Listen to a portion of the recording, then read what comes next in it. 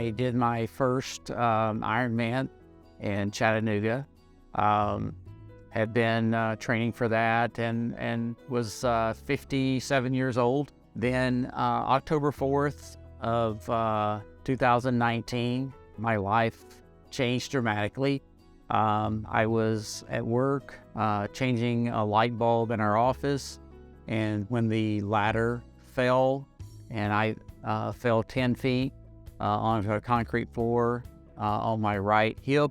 At that time, the employees kept me from getting up, luckily, and called the ambulance. I went to the emergency room after spending 3.5 hours on a gurney in the emergency room.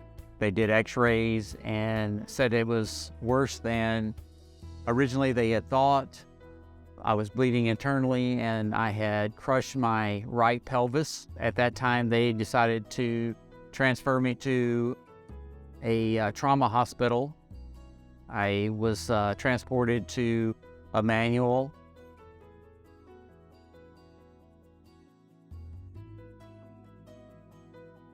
Two gentlemen come in, which was Dr. Dane and Rob from the ECMO team, scoot up their chairs and give me their condolences on the situation.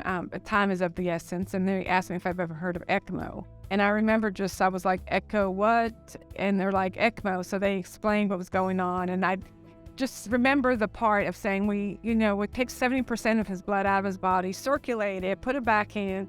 And I'm just like, "You're doing what?" It just was so shocking to me.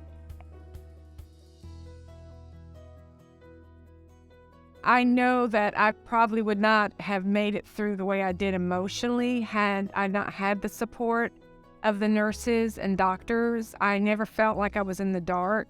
They walked beside me. They prayed for us. We knew that they genuinely cared. I remember the night that everything was coming to a head, and the nurse that we had on that day shift, Renee, and I remember her talking to me about it, but especially talking to our kids. We, at that point, had I think it was a 24 and 21-year-old.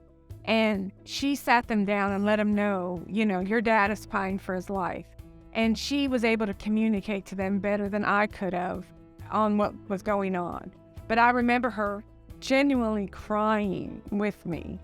And later on, I found out that she had gone to break for her lunch break and was all emotional because one of the other nurses had seen her and asked what was wrong. And she said, "I'm so afraid I'm watching this sweet family lose their dad and husband." But to know that she carried that and carried my burden just really moved me. And I don't know if she knows that I was told that story, but to know that she was feeling the pain and our pain and literally took it personally meant a lot. And I feel like that was the case for so many. But that day, I tell Renee all the time, we were bonded for life because she went through the worst part of my life with me, and to walk beside me made all the difference. And we cannot thank them enough. Dr. Dane, Rob, we just go on all day. Jason, there's just so many nurses and doctors, but we feel like they're our friends.